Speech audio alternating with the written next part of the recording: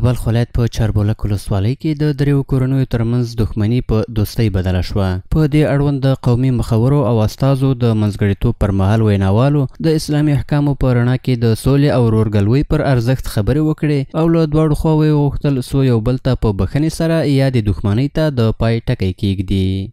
بخشش نمودن این طرفین که در قضیه داخل بودن که حل کردیم چنان احساس راحتی میکنم که در وطن و خصوصا در منطقه‌ای که معضله خون را حل کردیم که یعنی این یک معضله بنیادی بود که از بین همین مردم کنده شد و این الحمدلله بر دوستی و رفاقتی یعنی سبب شدیم. هی جانب ای جانب یاد صلح خوش بود. باز مدت 1 ماه 1.5 ماه در ما مردم کار کردیم. از مزار اینجا در قریه آمدیم و از قریه پس در مزار رفتیم و بعد از او راپور در ریاست دادیم. از او به بعد راپور در وزارت دادیم. خدای پاک ما مردم در اینمی کامیاب کرد.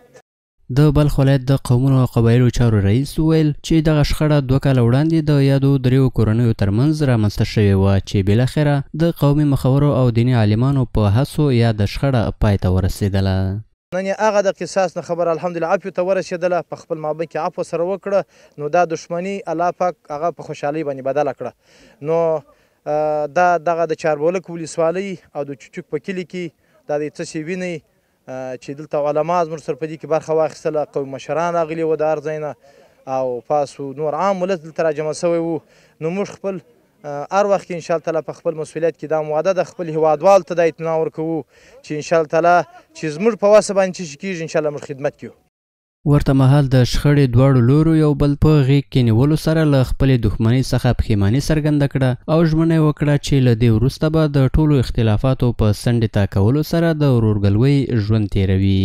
چیزی رضای الله بود دیگه. همینقدر وقت جنجال کردیم و کشمکش کردیم، بازم بابا ایشان هم موسی پیتا ما را خواستن، آمدیم به قول کلانا کردیم، در مقابل خود ایستاد هستیم.